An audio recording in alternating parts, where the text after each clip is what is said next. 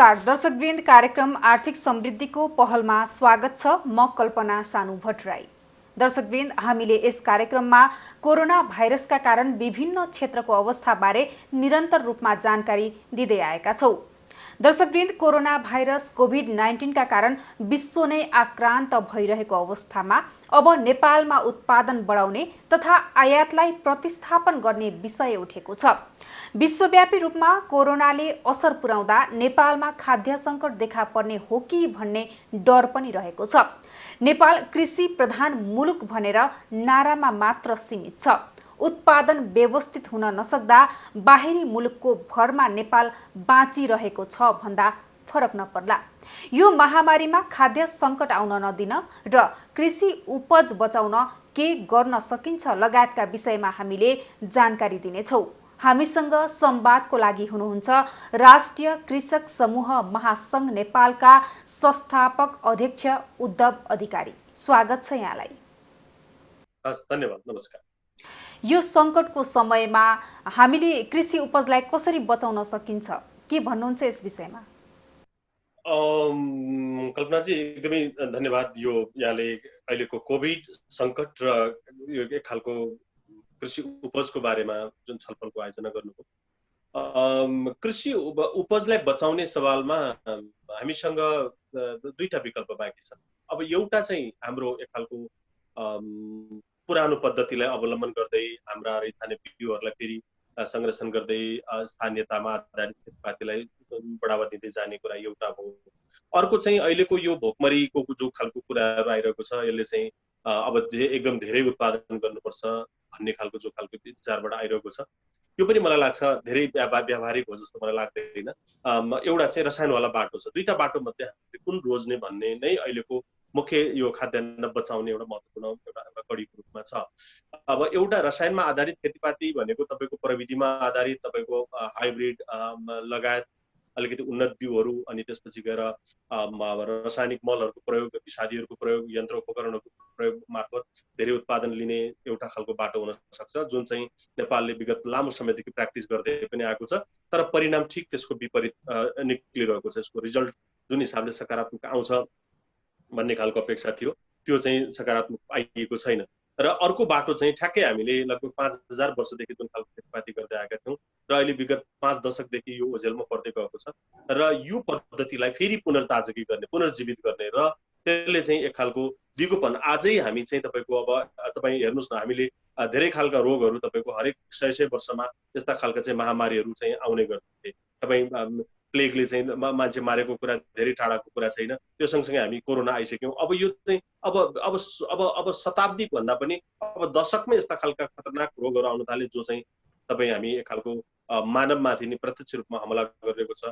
अब यसबाट बच्ने कसरी एउटा खालको कुरा भयो भने, अर्को नसर्ने रोगहरू योभन्दा खतरनाक छ। कोभिडले कति मान्छे मार्यो मलाई लाग्छ अहिले 50-60 जना कति पुग्यो। तर योभन्दा बाहेकबाट हेर्नुहुन्छ भने अहिले आत्महत्या गर्नेको सङ्ख्या 1500-1700 पुगिसकेका छ। अन्य रोगहरू तपाईँको सुगर, प्रेसर लगायतका अन्य क्यान्सर लगायतका रोगहरूबाट मर्नेको सङ्ख्या यसको धेरै गुणा माथि छ। भनेको यसको सबैको कारक के हो भन्दाखेरि पनि तपाईँको रसायन नै हो। अब खालि के भने उत्पादन बढाउनुपर्छ मात्रबाट मात्रै हेर्दाखेरि चाहिँ अलिकति हो कि क्या हो जस्तो लाग्छ। तर त्यसले चाहिँ समग्रमा हेर्दाखेरि चाहिँ त्यसले परिणाम ठिक विपरीत दिइरहेको छ। त्यो एउटा कुरा भयो भने, अर्कोतिर तपाईँको जब हामी उत्पादन बढाउन थालेका मितिबाट हामी कहाँ चाहिँ तपाईँको हामी निर्यातमूलक देश हौँ। कृषि उपजमा कृषि प्रधान देशका नाताले हामीले उत्पादनहरू हाम्रा चाहिँ रसायनको प्रयोग नहुँदाखेरि बरु हामी चाहिँ निर्यात गर्छौँ। तर आज हामी एउटा कृषि प्रधान देश भन्दा पनि कृषि उपज आयात प्रधान देशको रूपान्तरण भएको सन्दर्भ छ। त्यसैले कृषि उपजलाई बचाउने सवालमा पहिलो कुरो चाहिँ दिगो बाटो कुन हो त्यो बाटो रोज्नु पर्यो। भलै आज सानो फल्छ होला, हामी त्यो कुरो स्वीकारौँ, भलै केही थोरै फल्छ होला त्यो कुरो स्वीकारौँ। तर त्यो सँगसँगै हाम्रा बाँझा रहेका जमिनहरूलाई कसरी हराभरा बनाउने, हामी कृषिबाट बाहिर जाँदै गरेका मान्छेहरूलाई कसरी फेरि पुनः कृषि पेसामा लिएर आउने, एउटा बाली लगाएर वर्षभरि बाँझै राख्ने चाहिँ जमिनहरूलाई कसरी वर्षैभरि हराभरा बनाउने बाट अलिकति हेऱ्यो भने मलाई लाग्छ नेपाल जस्तो देशले भोकमरीको सामना गर्नुपर्छ जस्तो लाग्दैन। तर के भने हात बाँधेर बसेर अब फेरि पनि अब आइहाल्छ, विदेशबाट ल्याइहाल्छन्, हामीले पसलमा जाँदा किन्न पाइहालिन्छ भन्नेबाट हेऱ्यो भने चाहिँ त्यो हाम्रो चाहिँ एकदम ठुलो भुल हुनेछ। तर हामीले चाहिँ सबैले आफ्नो ठाउँबाट मम भनेर आफ्नो हिसाबबाट चाहिँ लो यो चाहिँ भोलि हामी जति नै ठुलो समृद्धिको कुरा गरे पनि खानपानको कुरा चाहिँ भोलि पेट भर्ने कुरा चाहिँ खाद्य वस्तुको जोगाड गर्ने कुरा चाहिँ यो पहिलो प्राथमिकता हो भनेर सबै एउटा करेसाबारी मात्रै हुने मान्छेले पनि सोच्नु पर्यो र त्यहीँबाट सुरु गर्नु पर्यो। र जोसँग अलिकति धेरै जग्गा जमिन छ उसले पनि के भने मलाई पुगिहाल्छ भनेर पनि हेर्नु भएन, उसले छिमेकीलाई पुर्याउनु पर्यो। उसले थोरै थोरै उत्पादन बढी गरेर तपाईँको राष्ट्रिय उत्पादकत्वमा चाहिँ टेवा दिनुपर्ने सम्बन्धको अवस्था आउन सक्छ। यदि यसो गरियो भने मलाई लाग्छ नेपाल जस्तो देशले भोकमरीको सामना गर्नु पर्दैन कि। हजुर, अहिले यो कोभिडबाट कस्तो किसिमको पाठ सिकिन्छ? यहाँले जुन किसिमले कृषि क्षेत्रलाई व्यवस्थित गर्ने, आयातलाई प्रतिस्थापन गर्ने पनि विषय उठेको छ नि, अब यसबाट मुख्य गरी कस्तो पाठ सिकिन्छ त? अब कोभिडबाट हामीले पाठ कस्तो सिक्यौँ भन्नेमा भयो, मान्छेले कसरी लिन्छ भन्ने भयो होइन। अब बालबच्चाहरूले स्कुल गइरहनु पर्थ्यो, सधैँ घर बस्न पाइयो, यसलाई पोजिटिभ राम्रो के हो। अब कतिपय जागिर खान गइराख्ने मान्छे 10 to 5 एकदम जानु पर्थ्यो, अब अहिले कहिले गए नि भएको छ, कहिले नगए नि भएको छ, त्यतिकै तलब आइरहेछ, उहाँहरूले त्यो हिसाबले दिनु भएको। अब आम किसानहरूले चाहिँ यसलाई एक हिसाबले चाहिँ ठुलो एउटा भनौँ न तनावको रूपमा, पीडाको रूपमै लिइराखेका छन् कि एकातिर जीवन मरणको सवाल छ, अर्कोतिर चाहिँ यो के भन्छ समयमा मल नपाउने, बिउ नपाउने, जनशक्ति नपाउने जस्ता अवस्थाहरूबाट गुज्रिरहनु परेको सन्दर्भ छ। अर्कोतिर त्योभन्दा पनि ठुलो डरलाग्दो त्यति गरेर उत्पादन गरेको उत्पादित वस्तुहरू पनि बजारसम्म चाहिँ सहज रूपमा जान नसकेको, कुहिएको, बिग्रेको, भत्किएको त्यस्तो मात्रै समाचारहरू तपाईँहरूले भनिराख्नुहुन्छ, हामी सुनिराख्छौँ, देखिराखेका छौँ, पढिराखेका छौँ। त्यसैले किसानहरू चाहिँ एकदमै ठुलो पीडामा छ र उसँग ठुलो दायित्व पनि छ, ठुलो जिम्मेवारी पनि छ। अरू सबैजना चुप लागेर बसे पनि किसान चुप लागेर बस्नु मिल्दैन।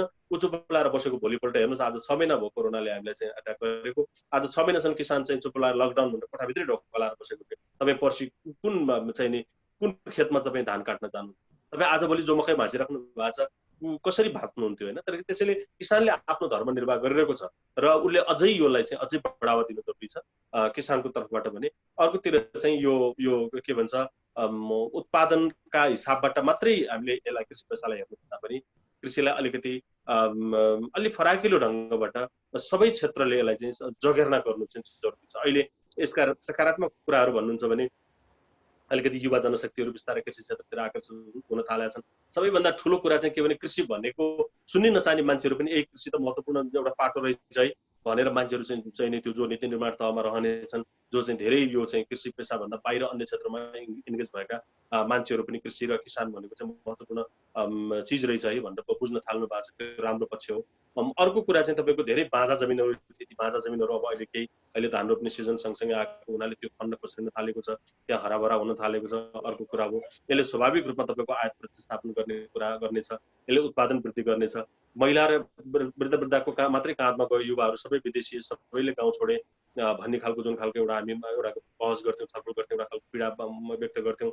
अहिले त्यो अवस्था ठ्याक्कै चाहिँ नि तपाईँको उल्टो हुने अवस्था छ। धेरै युवाहरू अहिले तपाईँको घर जान जहाज कुरेर बसिराख्नु भएको छ, आफ्नो मातृभूमि फर्किन खोजिराख्नु भएको छ, कति आइसक्नु भएको छ। अब खालि कुरा के रह्यो भने उहाँहरूलाई कसरी यसमा इन्गेज गराउने र यसलाई चाहिँ यो अहिलेको कोभिडबाट दिएको यसलाई पोजिटिभ एउटा चाहिँ एउटा अवसरको रूपमा यसलाई लिएर नेपालको कृषिलाई प्रवर्धन गर्ने सवालमा नीति निर्माता र आम किसान र आम जनसमुदायहरू लाग्नु जरुरी छ। यसो हुन सक्यो भने राम्रो हुन्छ होला। हजुर, जुन किसिमले अहिले यो कोभिडले गर्दा कृषि क्षेत्रमा असर पारेको बताउनु भयो अध्यक्षज्यू, अहिले धेरैको भनाइ पनि रहेको छ परम्परागत रूपमा कृषि गर्दै आएको हुनाले खासै असर पर्दैन कि भन्ने आकलन पनि गरिएको छ। यस विषयमा चाहिँ यहाँले कसरी विश्लेषण गर्नुहुन्छ? कल्पनाजी यहाँले राख्नु भएको कुरा एकदम सही हो। तर हामी अहिले जसलाई अप्ठ्यारो परेको छ, जो अलिकति व्यावसायिक रूपमा अगाडि गएका किसानहरूलाई मात्रै गाह्रो परेको छ। जो परम्परागत रूपमा जसलाई चाहिँ निर्वाहमुखी भन्ने हिजोको हाम्रो चाहिँ नि जो या आजकै राज्यले पनि भन्ने गर्छ, जसले आफ्नो निर्वाहका लागि, आफूलाई आफ्नो जीविकोपार्जनका लागि आफ्नो जीवन पद्धति बनाएर चाहिँ जुन खालको खेतीपातीमा संलग्न भएको किसानहरूले उहाँहरूकै कारणले गर्दा आजको कृषि थानेको छ। व्यावसायिक कृषिको कुरा गर्नुहुन्छ भनेदेखि त आजै पनि तपाईँको डामाडोल अवस्था छ। कतिपय कि उत्पादन हुँदा ठुलो स्केलमा उत्पादन हुन्छ, त्यो बजारसम्म पुग्न नसक्दा कुहेर जान्छ, सडेर जान्छ, बिग्रेर जान्छ। त्यो एउटा खालको चाहिँ तपाईँको बजारको त्यो एउटा नियमित प्रक्रिया नै हो। जब गाडी चल्दैन बजार पुग्दैन। तर आम किसानहरूको अहिले पनि अब हामी लगभग चाहिँ 2/3 जनसङ्ख्याहरू चाहिँ कृषि पेसामै संलग्न छौँ र उहाँहरूले गरेको र ती सबै आम साना किसानहरू हुन् र साना किसानहरूले आफ्नो जीवन पद्धतिको लागि एउटा चाहिँ एउटा कल्चरको रूपमा नेपाली खेतीपातीलाई जुन खालको धानिराख्नु भएको छ, त्यही खेतीपातीले नै अहिलेको यो विषम परिस्थिति धानिरहेको छ। र अर्को 50औं वर्ष पनि यो चाहिँ जतिसुकै कुरा तपाईँको चाहिँ हामीले अब कृषिमा क्रान्तिका कुरा गरे पनि अन्तिममा अहिले विश्वव्यापी रूपमै पनि देखिने कुरा त्यही हो।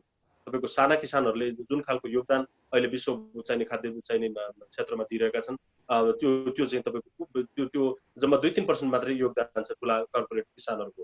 त्यसैले नेपालको सन्दर्भमा पनि यो पर्सेन्टेज यो यही लागू हुन्छ। कुनै पनि ठुला किसानहरूको चाहिने योगदानबाट हाम्रो नेपालको खाद्य सुरक्षा चाहिने हुने सम्भावना छैन। त्यसैले खाद्य सुरक्षा यदि गर्ने हो भने हामीले अवलम्बन गर्दै आएको एउटा सिङ्गो परिवार नै एउटा चाहिँ कृषि पेसामा संलग्न रहने र त्यसलाई इन्जोय गर्ने, त्यसलाई चाहिँ एउटा खालको एउटा भन्नु न, तपाईँ जसरी एउटा बिहान उठिसकेपछि एउटा नित्य कर्मको रूपमा जे कर्महरू गर्नुहुन्छ त्यो सँगसँगै तपाईँले चाहिँ कृषिलाई जोडेर लिएर जानुहुन्छ। दिउँसो त्यसै गरी जोड्नुहुन्छ, बिदाका दिन त्यसै गरी जोड्नुहुन्छ, तपाईँ महिनाका हिसाबले असारमा त्यही खालको गतिविधिहरू गर्नुहुन्छ, जेठमा त्यही गर्नुहुन्छ।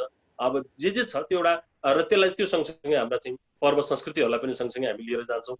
यो हेर्नुहोस् कस्तो राम्रो छ हाम्रो एक शिक्षाको एउटा खालको चाहिँ एउटा हामीले गर्दै आएको पद्धति भने त्यो पद्धति भन्दा हामी बाहिर जान खोजेर हामी बिग्रियौँ र यसलाई अहिले अवसरको रूपमा लिने हो भने चाहिँ हामीले यसैलाई जोड दिएर जानुपर्छ र हाम्रा रैथाने पद्धति प्रविधिहरूलाई नै अलिकति उन्नत बनाएर, त्यो भनेको चाहिँ जस्ताको तस्तै गर्नुपर्छ म भन्दिनँ, तर अलिकति उन्नत र परिष्कृत परिमार्जित बनाएर जान सकियो भने मलाई लाग्छ यस्ता खालका यो जतिसुकै ठुला चाहिँ भोलि भन्नु न यो अहिलेको कोभिडको जो खालको महामारी छ र अन्य धेरै खालका ठुला महामारीहरू आयो भने नेपालको सन्दर्भमा हामी पोखरीमा जानु पर्दैन। तर के भने अब हामी फेरि पनि बरालिँदै गयौँ र हामी चाहिँ के भन्छ ठुलो फलाउने धेरै फलाउने नाममा हामी बराल्यौँ भनेदेखि चाहिँ फेरि हामी निकै ठुलो जङ्गारमा गएर फस्नेछौँ। जतिखेर हामीसँग बिउ हुने छैनन्, जतिखेर हामीसँग प्रविधिहरू हुने छैनन्, जतिखेर विदेशका चाहिँ बिउहरू जहाज चढेर आउन मिल्ने अवस्था हुने छैन, जतिखेर विदेशीहरूले हामीलाई खाद्यान्न सहज रूपमा चाहिँ नेपाल पठाउने छैनन्, त्यो एकदम त्यो कल्पना गर्दा पनि आँगै सिरिङ्ग हुने खालको अवस्था हो। हजुर अध्यक्षज्यू, लकडाउनको सुरुको चरणमा जुन किसिमले किसानहरूको उत्पादनले बजार पनि पाएन, त्यो अहिले त्यो अवस्था रहेको छ कि छैन त? अहिले पनि बन्दाबन्दीको अवस्था रहेको छ नि? अब उत्पादनको हिसाबमा सुरुमा जसरी हामीले चैत 11 गते पछि जुन खालको त्यो 3 महिना जुन हाम्रो उत्पादनहरू त्यतिकै खाल्डोमा खनेर पुर्नुपर्ने अवस्था सिर्जना भयो, त्यस्तै अवस्था चाहिँ छैन। अब अहिले केही सहज चाहिँ भएको छ, तर पछिल्लो अस्तिको निषेधाज्ञाको 1-2 दिन चाहिँ निकै जटिल बनायो अवस्था चाहिँ। कसैलाई कहीँ बाहिर निक्लिनै नदिने, त्यो तरकारी बोकेको गाडीहरूलाई पनि अगाडि बढ्न नदिने, अनि त्यो साना किसानहरूले बोकेर लिएर जाने कुरा त धेरै परको कुरा थियो, निकै ठुलो समस्या थियो पहिलो दिन। तर दोस्रो दिन चाहिँ अलिकति हामीले पनि सम्बन्धित निकायहरूमा अलिअलि कुराकानीहरू अगाडि बढायौँ र चाहिँ विशेष गरेर सुरक्षा निकायका विशेष गरेर फिल्डमा रहेर काम गर्ने साथीहरूलाई चाहिँ एक खालको सर्कुलर भइसकेपछि अहिले चाहिँ त्यति ठुलो अप्ठ्यारो चाहिँ छैन, तर पनि असहजताहरू चाहिँ छन्। अब अझै सचिन र सुध्रिनु जरुरी छ, किन अब कहाँनिर अप्ठ्यारो देख्छु भने अहिले जस्तो सामान लिएर जाँदा चाहिँ सजिलरी जान दिएको अवस्था छ, तर फर्किँदाखेरि चाहिँ उसँग केही पनि हुँदैन। जुन सामान उसले बिक्री गरेर आइसकेको हुन्छ अथवा उसको गाडी खाली हुन्छ, उसको साइकल मोटरसाइकल चाहिँ खाली हुन्छ, त्यो बेलालाई चाहिँ के अप्ठ्याराहरू छन्। अब यो चाहिँ किसानको आइडेन्टिटी अब कार्डहरू जस्तो हामी कहाँ सिस्टम नभएको भएर पनि गाह्रो पर्यो। अब सुरक्षा निकायलाई पनि ठिकै छ, त्यो हाम्रो स्वास्थ्यको लागि त्यति गर्नु पनि पर्यो, तर के छ भने अब हामीसँग म किसान हो, मैले चाहिँ यो काम गरेर आएको भन्नलाई पनि हामीसँग त्यस्तो खालको परिचयको व्यवस्था नभएर पनि केही कठिनाइहरू अझै पनि महसुस भइरहेको छ र कृषि उपजहरूलाई चाहिँ एकदम सहजीकरण गर्नु अझै पनि जरुरी छ। विशेष गरेर सुरक्षा निकायका साथीहरूले चाहिँ कृषि उपजहरूलाई बढी अलिकति निगरानी गर्ने र उहाँहरूलाई चाहिँ सहज वातावरण सिर्जना गरिदिनु जरुरी छ। यसो हुन सकेन भने भारतीय उत्पादनहरूले चाहिँ फेरि पनि हामी कहाँ चाहिँ एक खालको व्यापार गरिरहने र हाम्रो उत्पादनहरू पुगिरहने जुन हाम्रो अघिल्लो चाहिँ लकडाउनबाट सिकेको पाठ छ त्यसबाट चाहिँ हामीले अब नेपाली उपजहरूलाई चाहिँ त्यस्तो अवस्थामा पुग्न दिनु हुँदैन, त्यसमा सबैको सहयोग रहन्छ भन्ने चाहिँ मैले विश्वास लिएको छु। हजुर, यता अहिले बजारमा हेर्ने हो भने चाडपर्व नजिकै गर्दा तरकारीको मूल्य पनि वृद्धि हुने गर्दछ। आयात गरेर ल्याइएको तरकारी हुन्छ, त्यो पनि दोब्बर तेब्बर मूल्य तिरेर किन्नुपर्ने बाध्यता पनि रहेको छ। भान्सा महँगो बन्दै पनि गएको छ। स्वदेशी उत्पादन गर्न सकियो, आयात प्रतिस्थापन गर्न सकियो भने यो तरकारीको मूल्य लगायत यो खाद्यान्नको मूल्यको अवस्था के रहन्छ होला? यसले धेरै सहज बनाउँछ। अब अहिले चाहिँ खालि के भने व्यवस्थापनको कुरा हो। अब अहिले चाहिँ निकै ठुलो अब यतिखेर बर्खाको सिजन हो, यो बेला तरकारीहरू लहरे तरकारीहरू पर्याप्त मात्रामा आउने सिजन नै हो।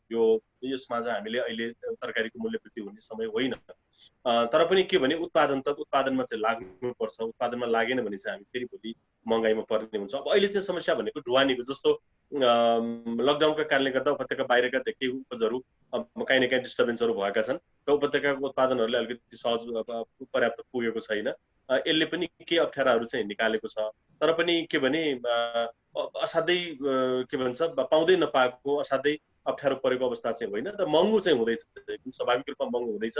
यसको लागि चाहिँ पहिल्यै चाहिँ नि हामी पूर्व तयारी हुनुपर्छ। पहिला भनेको त्यस्तो धेरै ठुलो पहिला होइन, 3 महिना 6 महिना अगाडि मात्रै हामीले एक खालको आफ्नो तयारीमा पूर्व तयारीमा लाग्यौँ भने हाम्रो भान्सा धेरै महँगो हुँदैन। किनभने रोपिदियो भने आफै फल्छ कि त्यसलाई फेरि ठुलो उद्योग खडा गरेर फेरि चाहिँ त्यसलाई चाहिँ मेसिन यन्त्र उपकरणहरू लगाएर त्यसलाई चाहिँ एक खालको प्रोडक्ट गर्नुपर्ने खालको उत्पादन होइन। त्यो हाम्रो प्रकृति एक खालको राम्रो खालको इन्भाइरोमेन्ट छ, हामीले रोपिदिएपछि त्यो फल्छ। खालि के भने रोप्नु चाहिँ पर्यो र त्यसलाई उचित चाहिँ नि गोडमेल गरेर उचित वातावरण सिर्जना गर्नु पर्यो। त्यसपछि हामी ठुलो महँगाइमा पर्दैन होला। अब त्यतिकै बसिरह्यो भनेदेखि त अब बजारकै मात्रै भर पर्ने जुन खालको हाम्रो प्रवृत्ति विकास हुँदै गएको छ पछिल्लो चरणमा, यदि त्यसो भयो भनेदेखि चाहिँ स्वाभाविक रूपमा भान्सा महँगो हुन्छ, यहाँसम्म सहमत छु। तर लाग्नु जरुरी छ हामी सबैजना। हजुर, अहिले यो जीडीपीमा कृषि क्षेत्रको योगदानको कुरा गर्नुपर्दा कोरोनाबाट कति जति प्रभाव पर्छ होला, कस्तो रहन्छ होला कृषि क्षेत्रको योगदान चाहिँ? अब जीडीपीले केही न केही प्रभाव पार्छ। अब अहिले त्यसको लेटेस्ट तथ्याङ्क मैले हेर्न पाएको छैन। यो 27% हाराहारी हो टोटल कन्ट्रिब्युसन कृषिको जीडीपीमा। अब अहिलेको कोरोनाको कारणले गर्दाखेरि चाहिँ यसलाई केही तलमाथि पारेको छ कि यो तथ्याङ्क मैले अपडेट हुन बाँकी छ। हजुर, अहिले जुन किसिमले आयातलाई प्रतिस्थापन गर्ने भनेर पनि लागिएको छ हैन, यो कोरोनाको यो समयलाई हेरेर पनि के छ त्यसको लागि के कस्तो अभ्यासहरू गर्न आवश्यक देख्नुहुन्छ यहाँले, र नेपाली किसानहरूलाई विशेष गरी कस्तो किसिमको सहुलियत दिन यहाँले आग्रह गर्नुहुन्छ सरकार समक्ष? होइन, यो साना किसान केन्द्रित हाम्रा कार्यक्रमहरू भएनन्। आजै पनि हामी विगतमा जे गल्ती गरिरहेका छौँ त्यो गल्ती दोहोऱ्याइरहेका छौँ। हामी ठुला अनुदानहरू ठुला किसानहरू खोजेर हामी करोडौँ रुपियाँ चाहिँ कसलाई दिन सकिन्छ भनेर खोजिरहेका छौँ, केही थोरै भएको अनुदानहरू पनि। तर वास्तविक साना किसानहरूसँग चाहिँ त्यो स्रोत साधनहरू पुग्न सकिरहेको छैन। त्यो पुर्याउने लाइनमा अहिले पनि हामी लागिरहेका छौँ। यो चाहिँ ठुलो गल्ती गर्दैछौँ हामीहरू। यसले ठुलो भोलि पश्चाताप निम्ताउन सक्छ। त्यसैले अहिले चाहिँ अब यो साना किसान केन्द्रित कार्यक्रमहरू एकदम जोरदार रूपमा आउनु जरुरी छ होइन। त्यसो भन्दै गर्दा ठुला किसानलाई नहेर भनेनौँ हामीले, ठुला किसानलाई पनि चाहिने सहयोगहरू गर्नुहोस्, तर बढी फोकस चाहिँ साना किसानलाई गर्नुहोस्, जुन देशको 2/3 जनसङ्ख्या हो। त्यो 2/3 जनसङ्ख्या कृषि पेसामा उसलाई राज्यको सपोर्ट सहयोग पुग्दै गर्दा त्यसले निकै ठुलो उत्पादनमा चाहिँ प्रभाव पार्छ, त्यसले निकै ठुलो उतार चढाव लिएर आउँछ। त्यो किसानकोमा चाहिँ तपाईँको उसलाई चाहिने यन्त्र उपकरण मल बिउ प्रविधिहरू, उसलाई चाहिने तपाईँको के भन्छ सुझावहरू, तपाईँको विज्ञ मार्फत चाहिँ प्राविधिक मार्फत सुझावहरू र उसले उसका उत्पादनहरूको बजारीकरण र भ्यालु चेन विशेष गरेर मूल्य श्रृङ्खला समेतलाई जोड्ने गरेर उनीहरूका उत्पादनहरूमा चाहिँ अलिकति सहजीकरण राज्यको प्रत्यक्ष उपस्थिति रहने हो भनेदेखि चाहिँ यसले निकै ठुलो चाहिँ टेवा पुर्याउँछ। अब हामी अहिलेसम्म पनि अझै अब बरालिरहेको अवस्था छ। हाम्रो धेरै कार्यक्रमहरू चाहिँ अलिकति ठुलो व्यापारिक व्यावसायिक किसानहरूतर्फ नै बढी केन्द्रित भएको छ, जो रियलमा हाम्रो नेपालमा छैनन्। र नयाँ चाहिँ नि अब यदि धेरै अवसरहरू पाइन्छ, धेरै सेवा पाइन्छ, सुविधा पाइन्छ भने अन्य क्षेत्रका अन्य पेसाका अन्य तपाईँको चाहिँ क्षेत्रमा संलग्न भएका मान्छेहरू अहिले चाहिँ कृषि पेसामा आइराख्नु भएको छ। त्यो भनेको चाहिँ त्यसै गरेर कर्पोरेट एजेन्सीहरू उहाँहरू चाहिँ अलिकति इन्ट्रेस्टेड हुनु भएको देखिन्छ। तर त्यसको मात्रै भरमा चाहिँ नेपाली कृषि धानिनेवाला छैन। नेपाली कृषि यदि उँभो लगाउने हो भने देशको 2/3 जनता इन्गेज भएको साना किसान केन्द्रित तपाईँको चाहिँ नि राहतका अनुदानका प्याकेजहरू जानु जरुरी छ, जसका धेरै चाहिँ अहिले तपाईँको कोरोनाका कारणले गर्दा धेरै बाली वस्तुहरू बिग्रेका छन्। त्यसको लागतहरू सङ्कलन गर्ने, कति देशभरिमा कति जति किसानहरूको क्षति पुग्यो होला त्यो तथ्याङ्कहरू लिने, त्यो तथ्याङ्कको आधारमा चाहिँ तपाईँको क्षतिपूर्तिहरू दिने, अनुदानहरू दिने, राहतहरू दिने कार्यक्रमहरू हुन सकेका छैन। त्यो एकदम हुनु जरुरी छ। र अहिले विभिन्न बाली वस्तुहरू लगाउने समयहरू छ, प्रकृतिले चाहिँ त्यो आफ्नो गति त रोकेको छैन। हामीले निश्चित समय जतिखेर लकडाउन हुँदै गर्थ्यो त्यतिखेर हामी चाहिँ मकै रोप्ने अवस्थामा थियौँ। त्यसको बिचमा हामीले चाहिँ देशकै ठुलो सबै खाद्य बाली धान रोप्यौँ। अब त्यसको फेरि भित्राउने बेला आएको छ, फेरि हिउँदे बाली लगाउने बेला आएको छ। यो नियमित प्रक्रियामा चाहिँ यो साना किसानको हातमा सरकार पुग्नु पर्यो। त्यो तिनै तहका अहिले सरकारहरू छन्, बगैलती सरकारहरू छन्। यो सरकारहरू चाहिँ साना किसानको हातमा कसरी पुग्न सकिन्छ, उनका गोठमा कसरी पुग्न सकिन्छ, उनका बिउ भण्डारमा कसरी पुग्न सकिन्छ, अनि उनको माटोलाई कसरी सुरक्षित गर्न सकिन्छ, र उनीसँग भएको उत्पादनलाई सहज रूपमा बजार पुर्याएर उहाँलाई चाहिँ 2 पैसा कसरी पुर्याउन सकिन्छ, या उसको सिङ्गो परिवारलाई चाहिँ पूर्ण रूपमा चाहिँ पोषणयुक्त खानेकुरा कसरी खुवाउन सकिन्छ भन्नेबाट चाहिँ राज्य गम्भीर हुनु जरुरी छ। हजुर, अहिले यो होटल क्षेत्रहरू बन्द रहँदा कृषि क्षेत्रमा पार्ने प्रभावहरू चाहिँ कस्तो रहन्छ, प्रभाव पर्छ कि पर्दैन त? पर्छ। स्वाभाविक रूपमा होटलहरू बन्द हुँदाखेरि कृषि उपजहरूमा कृषि क्षेत्रमा निकै ठुलो प्रभाव पर्छ। तर पनि के छ भने यसले चाहिँ अब यो अधिकांश हाम्रा स्टार होटलहरूले चाहिँ तपाईँको नेपाली उत्पादनहरू भन्दा पनि भारतीय उत्पादनहरू नै उहाँहरूले चाहिँ प्रयोग गरिरहेको पाउँथ्यौँ हामीले। उहाँहरूको भारतीय व्यवसायहरूसँगै एग्रिमेन्ट गरेको, उहाँहरूकै ठेकेदारहरूसँग सामानहरू दिइरहेको त्यो स्टार होटलहरू विशेष गरेर माथि 5 स्टार भन्दा तलका 1 स्टार होटलहरूले चाहिँ त्यसरी लिइरहेको अवस्था देखिन्छ। त्यसैले हाम्रा उपजहरू सिधै रूपमा त्यहाँ पुगिरहेको चाहिँ एकदमै नोमिनल मात्रै हो। हाम्रा कृषि उपजहरूलाई चाहिँ त्यसले ठुलै प्रभाव पार्यो होला भन्ने कुरा चाहिँ मैले अलि अनुमान गर्न सकिनँ। यदि त्यसो भने हाम्रो भान्सा महँगो हुँदैन थियो, किनभने अहिले होटलहरू त सबै बन्द छन्। त्यो उत्पादन बजारमा बजार सस्तो हुन्छ, त्यो भइरहेको छैन। उहाँहरूको चाहिँ जुन बोर्डर पारीबाट आउने उत्पादनहरू नै स्टार होटलहरूले बढी युज गर्नुहुन्थ्यो र अरू सामान्य होटलहरूमा प्रयोग हुने केही थोर बहुत उत्पादनहरू चाहिँ त्यस्ता खालका व्यवसायहरूतिर गएका छन्। तर मान्छे होटलमा खाए पनि घरमा खाने खाना त खाइरहेको छ, दुई छाक त खाइरहेकै छ। त्यसैले उहाँहरूले खाने कुराहरूमा चाहिँ हाम्रा उत्पादनहरूले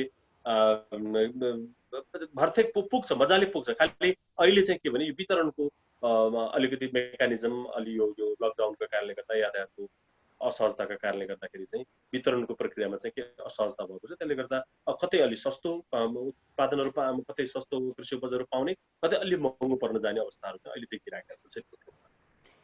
हजुर, यता कृषि क्षेत्रमा रोजगारीको अवस्था के रहेको छ? अहिले यो कोभिडको कारणले धेरै क्षेत्रको रोजगारी पनि गुमेको छ नि, कृषि क्षेत्रमा चाहिँ के छ विशेष गरी? कृषि क्षेत्रमा रोजगारीको निकै ठुलो सम्भावना छ, तर रोजगारी सृजना हामीले गरिरहेका छैनौँ। खालि एउटा के भने हामीले अहिलेको पछिल्लो चरणमा जुन खालको बाँझो जमिनलाई बढी खनी खुस्री गर्ने कामहरू गऱ्यौँ। सहरमा बसेका मान्छेहरू गाउँ गए, गाउँमा बसेर आफ्नो चाहिँ अलिकति फेरि उहाँले कृषिमा केही समय दिनुभयो। त्यो हिसाबबाट चाहिँ अलिकति बढेको जस्तो देखिन्छ इन्गेजमेन्ट। तर समग्रमा हेर्दाखेरि चाहिँ कृषिको मा अहिले चाहिँ जुन हिसाबले लाग्न पर्ने हो, आम चाहिँ नि तपाईँको राज्य संयन्त्र लगायत सबै निकायहरू त्यसरी नलाग्दाखेरि चाहिँ अलिकति कसो हामीले आशातीत परिणामहरू चाहिँ निकाल्न सकिरहेको छैन। जुन किसिमले किसानहरूले वर्षौँदेखि समस्याहरू भोग्दै आएका छन्, मल बिउको समस्या पनि रहेको छ, अहिले पनि यो समस्या रहेको छ। जस्तो तपाईँहरू पनि एउटा प्रतिनिधि गर्ने हुनुहुन्छ कृषकहरूको, विशेष गरी तपाईँहरूले चाहिँ के कस्ता पहलहरू गर्नुभएको छ किसानहरूलाई सहुलियत रूपमा उनीहरूलाई सहज बनाउने वातावरण निर्माण गर्नको लागि के कस्ता कार्यहरू गर्नुभएको छ? एकदमै अब यस्तो छ, विशेष अब अहिले हामीले हाम्रो सङ्गठनको तर्फबाट हामीले भन्ने कुरा चाहिँ हामीसँगै भएको चिजहरूको संरक्षण गरौँ भन्ने नै हो पहिलो हाम्रो एजेन्डा चाहिँ। तर हामीसँग नहुँदै गर्दा हामीलाई बिस्तार त्योबाट बाहिर निकाल्ने प्रयत्न जो गरिँदै गर्दा रासायनिक मल लगाएका जो वस्तुहरू छन् ती चाहिँ समयमा उपलब्ध गराइदेऊ भनेर हामीले पटक चाहिँ सरकारवालाहरूसँग बसेर कुरा गरिरहेका छौँ। तपाईँको चाहे तपाईँको साल ट्रेडिङसँग होस्, चाहे नेसनल ट्रेडिङसँग होस्, चाहे मन्त्रीज्यूहरूसँग होस्, उहाँहरूसँग किन यो भइरहेका छ भनेर हामी पटक कुरा गरिरहेका छौँ। मलको सन्दर्भ अन्य प्रविधिहरूको सन्दर्भमा पनि हामी सधैँभरि अरूबाट ल्याउने कुराहरू भन्दा पनि हामी आफैमा निर्भर हुने, आत्मनिर्भर हुने खालको लाइनमा नीतिहरू बन्न पर्यो, कार्यक्रमहरू बन्न पर्यो भनेर हाम्रो एडभोकेसीहरू चाहिँ जारी छ। र आम किसानहरूलाई र सिङ्गो सरकारसँगै हाम्रो चाहिँ जहिले पनि अनुरोध के रहेको भने यो कृषि भन्ने चिज चाहिँ एउटा सामान्य एउटा चाहिँ कम्पनी जस्तो होइन जसले चाहिँ एउटा निश्चित फर्मुला हालिसकेपछि त्यसले एउटा निश्चित प्रडक्ट निकालोस्, त्यस्तो हुँदैन। त्यो चाहिँ के भने यो प्रकृतिसँग एक खालको सहकार्य गरेर निकालिने उत्पादन भएको हुनाले यसलाई चाहिँ त्यही खालको वातावरण सृजना गर्नुपर्छ। त्यसको लागि चाहिँ हामी सबैको चाहिँ त्यही खालको प्रतिबद्धता जरुरी हुन्छ। अब त्यो हिसाबबाट चाहिँ हाम्रो पैरवी नियमित जारी छ। हजुर, यो कृषि क्षेत्रको कुरा गर्नुपर्दा गफ बढी हुने गर्दछ, काम कम हुने गर्दछ। के छ, गाह्रो छ हो यो कृषि क्षेत्रमा काम गर्न, नीति नियमहरू लागू गर्नको लागि विभिन्न किसिमका नीति नियम पनि आइरहेका हुन्छन् सरकारको तर्फबाट। के भन्नुहुन्छ यस विषयलाई? एकदम सही कुरा हो तपाईँको। यो के भन्छ, कृषिका कुरा गर्नेहरू धेरै भेटिए, तर तपाईँको चाहिँ के भन्छ कुराका खेती गर्नेहरू धेरै भेटिए। खेतीका कुरा गर्ने मान्छे कम भएर नै हामीले चाहिँ अहिले यो अवस्थामा पुग्यौँ। यो कृषि कर्म स्वाभाविक रूपमा गर्ने मान्छेलाई एउटा बानी परिसकेको छ। पानी आउँदा खेतमा निक्लदा उसलाई खासै अप्ठ्यारो फिल हुँदैन, घाम चर्किँदा उसलाई खेतमा जाँदा खासै अप्ठ्यारो फिल हुँदैन, उसलाई पानी भइसकेको हुन्छ। तर के भने कुराकानी गर्ने मान्छेले चाहिँ होइन यति टेम्परेचर भन्दा माथि जानु हुँदैन, त्यो भन्दा माथि गयो भने त्यसलाई गर्मी हुन्छ, त्यो गर्नु जानु हुँदैन, पानी परेको बेला जानुहुन्न, ल्यान्डस्लाइड हुन सक्छ, त्यो जोखिममा पर्न सक्छ। त्यो चाहिँ कुराका खेती गर्नेहरूले चाहिँ यो कृषिलाई चाहिँ एक खालको अलमलमा पारेको छ। किसानले आफ्नो कर्म मात्रै अगाडि लिएर जाने हो भनेदेखि त यसलाई धेरै अप्ठ्यारो छ। तर यहाँले भने जस्तो गफ गर्नेहरूको सङ्ख्या चाहिँ धेरै छ, त्यही पनि नभएर पनि पिर थियो हामीलाई। र अहिले कम्तीमा पनि गफाडीहरू पनि के भन्छ कृषि चाहिँ ओखोको महत्त्वपूर्ण विषय रहेछ भन्न थाल्नु भएको छ। त्यो चाहिँ खुसी लाग्दो कुरा हो। र स्वाभाविक रूपमा काम त कुनै पनि सजिलो छैन। तपाईँ अहिले सडकमा रिक्सा चलाउनु कठिन नै छ। तपाईँको चाहिँ जुनसुकै काम गर्नु तपाईँ गाह्रै छ काम। तपाईँले अहिले यत्रो मिडिया चलाइराख्नु भएको छ, तपाईँले कुराकानी गराउनु, तपाईँलाई पनि कुरो टाइम म्यानेजमेन्ट कुरा बडो तनाव छ, टेन्सन छ, तपाईँलाई पनि गाह्रो छ। त्यो खेतीपाती गर्ने कुरो सहज छैन, तर पनि के भने यसमा इन्जोय गर्ने जनसङ्ख्या ठुलो छ। यही यो दुःखलाई नै बडो सुख, बडो आनन्द, राम्रो एकदम बाली लहलाउँदाखेरि एकदम मनै आनन्द प्रफुल्लित हुने हामी किसानहरू देशभरि पर्याप्त छौँ होइन। सिँचाइको आवश्यकता पर्दा आकाशबाट पानी तर्किँदा एकदम खुसी हुने हामी आम किसानहरू छौँ। तपाईँको चाहिँ के भन्छ बाली भित्राएको दिन हामी निकै ठुलो संसार जितेको अनुभूति गर्ने आम किसानहरू नेपालभरि छौँ। त्यसैले योलाई चाहिँ दुःखको रूपमा आम किसानहरूले लिँदैन। जो अब पछि चाहिँ जो यो क्षेत्रमा पछि लाग्नुभयो, जसलाई चाहिँ एकदम धेरै दुःख सुख भोग्नु भएको छैन, उहाँलाई चाहिँ केही कठिनाइहरू महसुस हुन्छ होला। तर यही कृषि पेसामा अभ्यस्त हुने मान्छेले त यसलाई दुःख मान्दैन एउटा। र अर्को कुरा गफाडीहरूको गफ त हेर्नु सबै सेक्टरमा छ, र हाम्रो क्षेत्रमा चाहिँ कम्तीमा पनि गफ गर्ने मान्छे पनि अलिकति बढ्दिए, यसमा चाहिँ बुद्धि विवेक भएका मान्छेहरू र नेपाल सुहाउँदो कृषिको क्षेत्रलाई प्रवर्धन गर्नुपर्छ भने गफाडीहरू बढ्दियो भने हामी खुसी नै मान्छौँ। हजुर, अहिले यो कोभिडको महामारीमा खाद्य सङ्कट र समाधानमा अबको बाटो कस्तो हुनुपर्छ जस्तो लाग्छ यहाँलाई? अब हामीसँग चाहिँ एकदमै ठुलो स्टोरेज होइन, तपाईँको राख्ने अर्को कुनै देशबाट ल्याएर त्यसलाई चाहिँ स्टोरेज गरेर भोलि जनतालाई खुवाउने भन्नुभन्दा पनि हामी आफैमा प्राकृतिक रूपमै 3 महिना 6 महिनामा हामीले उत्पादन लिन सक्ने हामी भूगोलमा छौँ। त्यसैले हामी कहाँ भोकमरीको चाहिँ नि समस्या आउँछ भन्ने कुरामा मलाई चाहिँ विश्वास लाग्दैन। तर के भने सबै मान्छेले चाहिँ उत्पादनमा चाहिँ जोड दिनु पर्यो। हामीले चाहिँ कम्तीमा पनि खाद्य सुरक्षाका हिसाबबाट हामी सबै दत्तचित्त भएर लाग्नु पर्यो कि म, मेरो परिवार, मेरो छिमेकले कसरी हामी चाहिँ के भन्छ खाद्य सुरक्षित हुन सक्छौँ भनेर व्यक्तिगत तवरबाट पनि सोच्नु पर्यो, समुदायको तर्फबाट पनि सोच्नु पर्यो, र सम्बन्धित सरकारहरूले, स्थानीय सरकार, प्रदेश र सङ्घीय सरकारले पनि नियमित रूपमा कसरी हाम्रा उत्पादनहरू चाहिँ फल्न सक्छन्, फुल्न सक्छन् र त्यसलाई चाहिँ अझै चाहिँ उत्पादन नभएको उपभोक्तासम्म पुर्याउन सकिन्छ, त्यसको वितरण प्रक्रिया कसरी व्यवस्थापन गर्न सकिन्छ भन्ने तर्फ राज्य संयन्त्रहरू सबै एकैचोटि परिचालन हुने हो भने हामी कहाँ चाहिँ तपाईँको खाद्य सुरक्षाको समस्या होला जस्तो मलाई लाग्दैन। तर के भने अब लाग्नु चाहिँ पर्यो, त्यत्तिकै बसेर हुँदैन। र किसानले आफ्नो कर्म गर्न छोडेको छैन, उसले गरिरहेको छ। उसले होस्टे गरिरहेको हुन्छ सधैँभरि, उसलाई हैसियत गर्ने चाहिँ नै शक्तिहरू चाहिएको छ। त्यो तपाईँको बजार हुन सक्छ हैसियत गर्न सक्ने, सरकार हुन सक्छ उसलाई हैसियत गर्न सक्ने, उसको स्वाभिमानमा वृद्धि गराएर तपाईँको सबै पक्षले त्यसलाई चाहिँ एक खालको होस्टेमा हैसियत गर्यो भने मलाई लाग्छ नेपालले भोकमरीको सामना गर्नु पर्दैन, नपरोस् हामी कामना गरौँ। र त्यसको लागि चाहिँ अब अहिले पनि हामी भर्खरै बजेट नीति कार्यक्रमहरू 3 तहको नीति कार्यक्रमहरू सकिएर पूर्व सन्ध्यामा छौँ। अब यसको कार्यान्वयनमा जानु पर्यो। कोभिडले गर्दा उत्पादनसँग सम्बन्धित कार्यक्रमहरू गर्न सकेनौँ भनेर भोलि चाहिँ पन्छिनुभन्दा पनि पहिलो प्राथमिकता स्वास्थ्य, त्यसपछि कृषिलाई दिनु पर्यो। किनभने तपाईँको भोलि कोभिडको कारणले भन्दा पनि तपाईँको भोकमरीको कारणले गर्दा मृत्यु हुनेको सङ्ख्या बढी हुन सक्छ। कोभिडको कारणले गर्दा भन्दा पनि तपाईँको चाहिँ नि तपाईँको खाद्य असुरक्षा भएको कारणले गर्दा, भोकमरीको कारणले गर्दा भोलि चाहिँ द्वन्द्व लुटपाट हुन सक्छ। तपाईँको यस्तो अवस्था अहिलेबाट मध्यनजर गरेर हाम्रा जति पनि कार्यक्रमहरू अहिले सरकारहरू 3 तहका सरकारहरूले विनियोजन गरेका छन्, ती कार्यक्रमहरू चाहिँ पहिलो स्वास्थ्यमा गर्नु पर्यो र त्यसपछि दोस्रो लगत्तै हामीले कृषिलाई चाहिँ सँगसँगै लिएर जानु पर्यो। यसो हुन सक्यो भने हामीले चाहिँ निकै खालको ब्यालेन्स गर्छौँ। अरू विकास भनेको अरू कामहरू भनेको बिस्तारै हुँदै गर्छ। तपाईँको अहिले त पहिलो कुरा त के भने बाँच्नु पर्यो, बचाउनु पर्यो। त्यस दुईटैका लागि तपाईँको कोभिडबाट पनि बाँच्नु पर्यो र खाएर पनि बाँच्नु पर्यो। भोकै बाँच्नु त कठिन छ। त्यसैले सबै निकायहरूले चाहिँ अलिकति यो के भन्छ खानेकुराको जो बन्दोबस्त वितरण प्रक्रियामा चाहिँ सबै तहका सरकारहरू र सम्बन्धित सरकारवालाहरू चाहिँ अलिक गम्भीर ढङ्गले सोच्नुपर्ने छ।